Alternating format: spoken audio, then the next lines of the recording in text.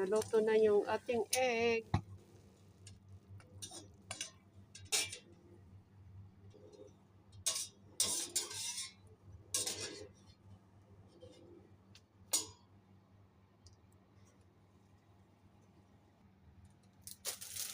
Luto kaya to? Low sugar. Akala ko nabuksan to. Hindi pa pala. Kailangan pa pala ang gunting. Yan.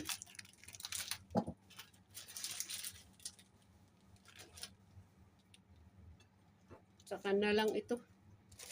Ito muna. Yan.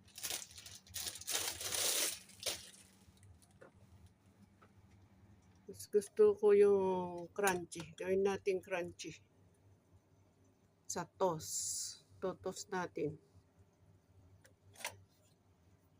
Ayan. So, medium size ito. Kaya ganito lang ang kinuha ko.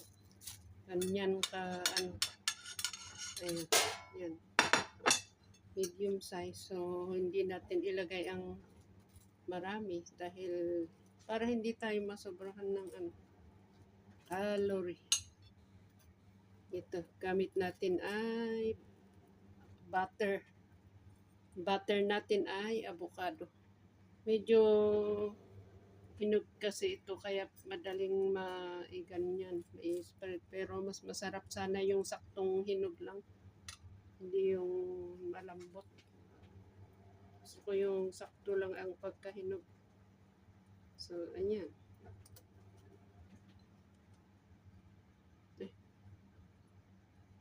Ayan. Tapos ito, kainin lang na ganyan. Pwedeng tanggalin yung yolk. Depende kung gaano tayo kadalas kain. Madalas, edi tanggalin yung yolk.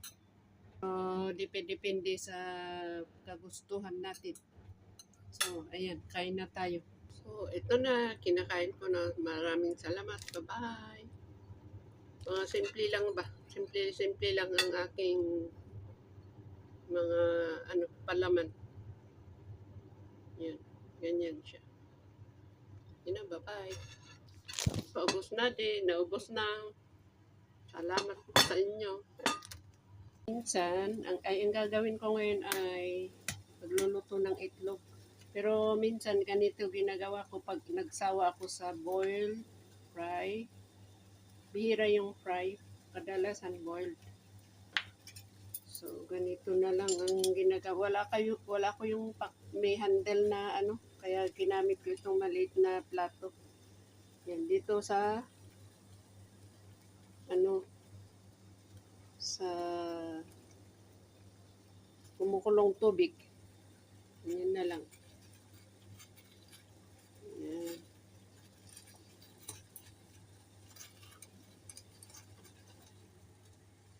Hinaan ko yung apoy. Baka para dahan-dahan maluto. Hindi pala nakikita. Kanina lumubog itong aking itlog. So, natin ng kunti na. Wala na, lumubog na talaga. Oops. Yan mo na. Yan mo na. Ganyan na lang para maluto.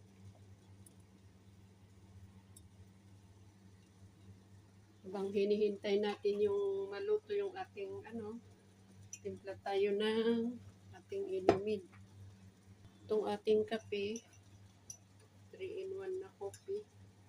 Haluan natin ng kunting coco.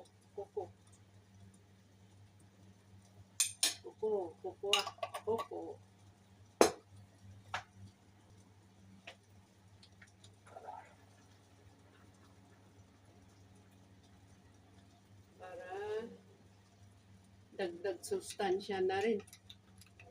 Diba yung coco ay cocoa? Maganda yun. Ay naku, overcook naman ata yung aking asan na yung aking pang-ipit na. Naluto na ba? 6 minutes.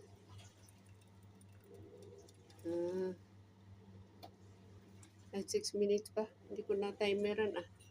Parang 4 less. Matrabaho to. Mas maganda yung boil na lang. Tapos, yun lang siya. Oh.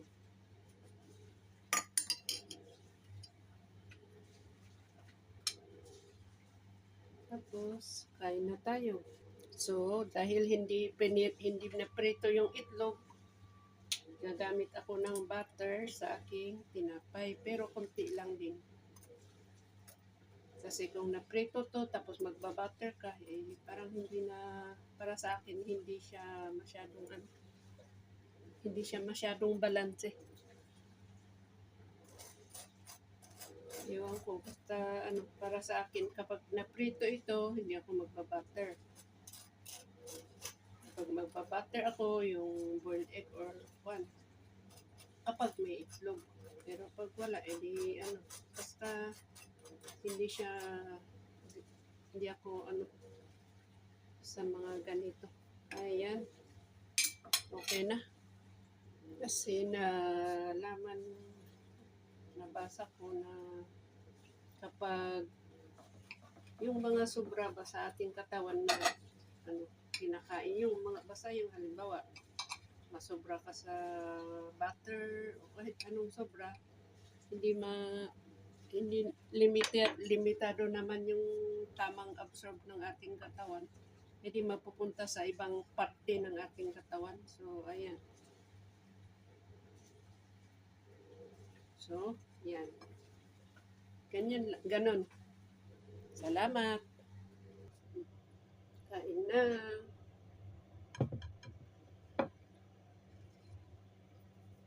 Pasalamat tayo. Bye-bye.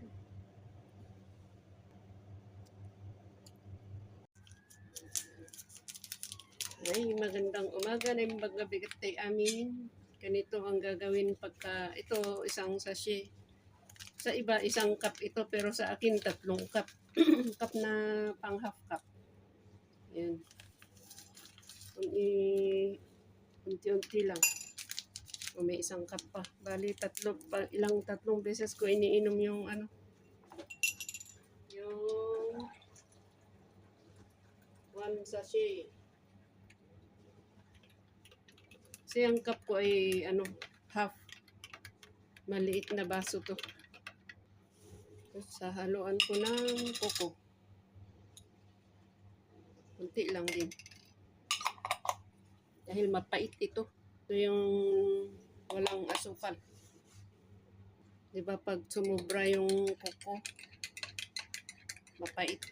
Yung dark. Itong tinapay ko, binili ko sa tabi-tabi. Tingnan nyo, walang pangalan yung plastic. Ayan.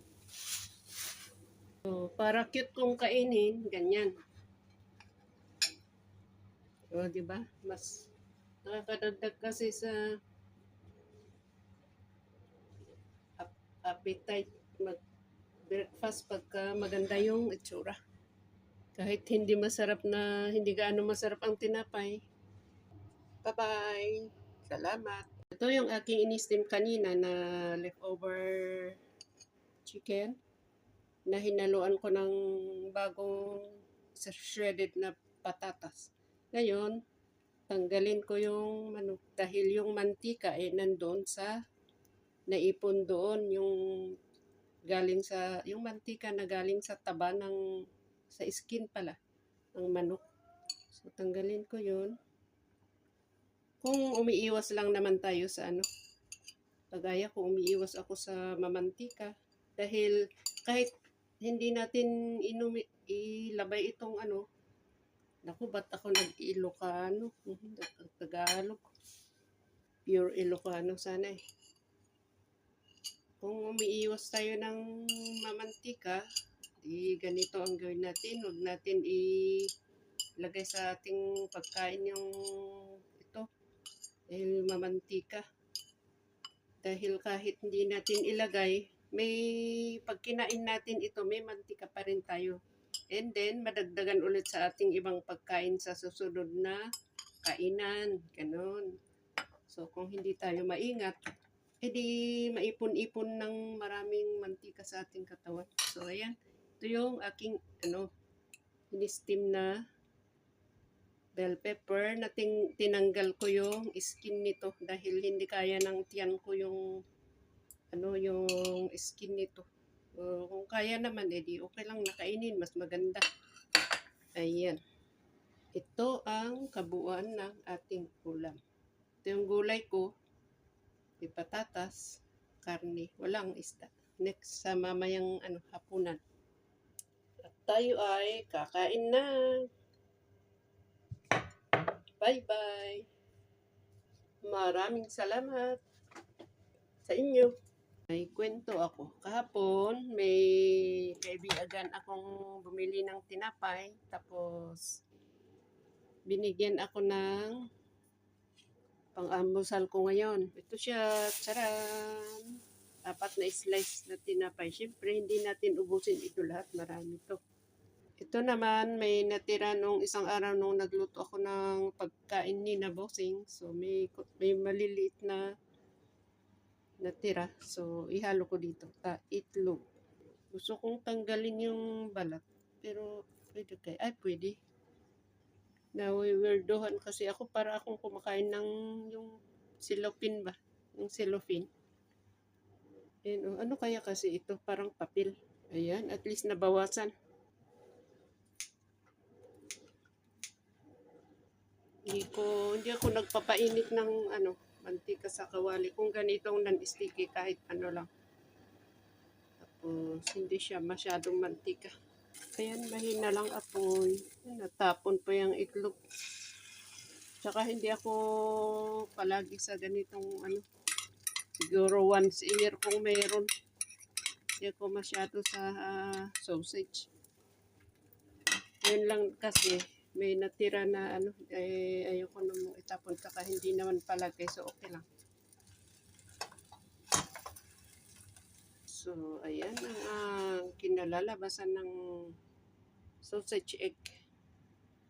So, lagay natin sa ating toasted bread. Ayan.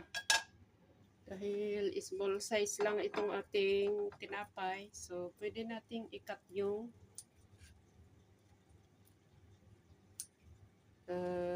itlog na ito na sumobra. Tapos, ilagay natin dito ulit sa yan.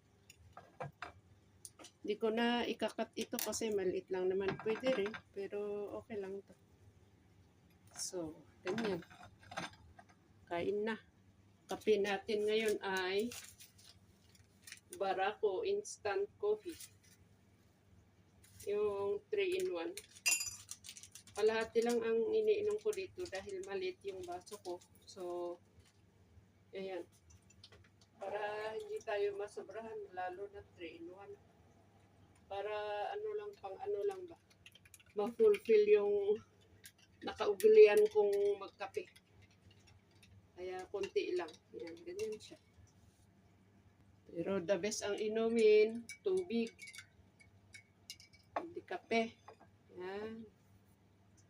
Meron akong pipino dito pero mamaya ko kainin, hindi ko pa na-prepare.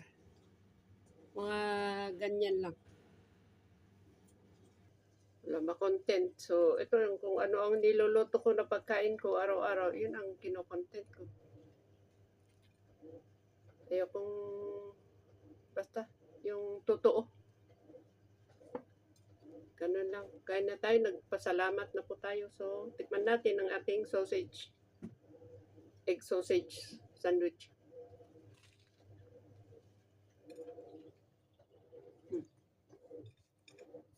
Okay. Okay din. Tsaka itong sausage, ito yung hindi siya maalat na masyado. Yung katamtaman lang. Tsaka Pero processed food pa rin. Yung lagi natin naririnig na iwas processed food.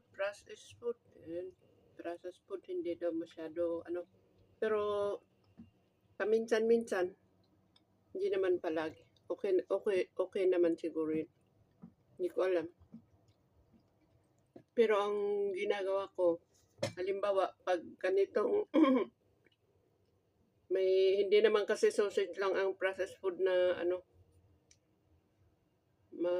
nakakain. Minsan yung mga frozen na ano, parang processed food na rin yun.